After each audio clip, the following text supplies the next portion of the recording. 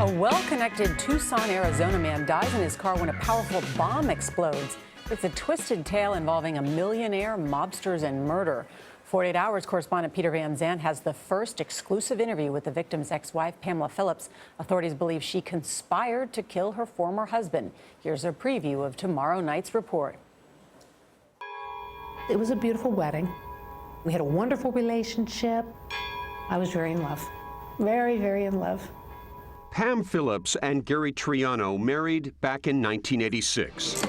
He was a wheeler dealer, made a lot of money, mostly running Indian bingo parlors, a kind of gambling casino. She made some big money in commercial real estate.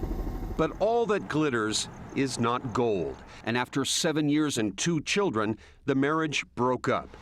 Gary's businesses went downhill, and he apparently owed a ton of money. Your husband, he owed a casino in Las Vegas several $1 million, $1.8 million to an ex-wife, $91,000 to an attorney, hundreds of thousands of dollars to a group of Mexican investors who people said were involved in criminal activity. Probably. In 1996, someone murdered Gary Triano at his country club. Gary Triano finishes playing a game of golf, walks to his car, and there's an explosion. There's some kind of an explosion in the country club parking lot. I guess it's a massive fire. Everybody looked at that and said, that's a signature mob hit. We're on an explosives range in the remote mountains of New Mexico. Over those hills, about 40 miles from here, is where they detonated the first atomic bomb. These ATF agents, watch your strap. They worked the Triano bombing and came up with some crucial clues. They recreated the blast for 48 hours. 2, 1.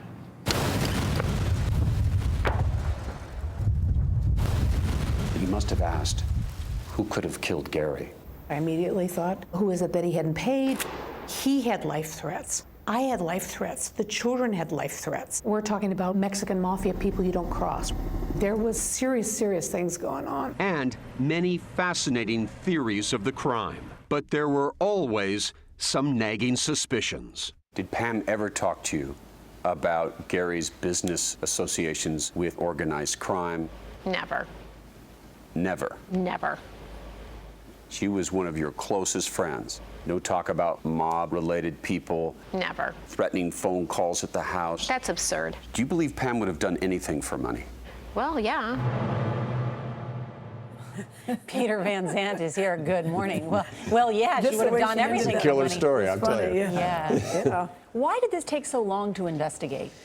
So many twists and turns, allegations of the Mexican mob, Aryan Nation people, mobsters in the United States, a local millionaire criminal in Tucson who allegedly had a hit list with Gary Triano on the top because Triano led a dangerous life, and he owed a lot of money to a lot of bad people. This happened a long time ago. She's never spoken before. Why did she talk to you? Did you just call her up and said, hey, 48 hours? I'm in town. Yeah, I'm in town. Have a moment? Yes. Yeah, any free time. We talk about the worst moment of your life. Yes, we go get there and we have face-to-face discussions with them, and we make our case. And I think Pam, in many ways, helps herself in the course of this hour to hear her version of this and what the life was like in that home where her husband had death threats, was carrying a gun, had threatened her. She flees to Aspen for safety, and eventually this car blows up. Was she behind it? We shall see. Yeah. She flees to Aspen for safety. That's a cliffhanger. It's one reason to go there. Okay, thank you, Peter. Appreciate it. And you can see Peter's full report, The Hit, tomorrow night on 48 Hours. That's at 10, 9 Central, right here on CBS.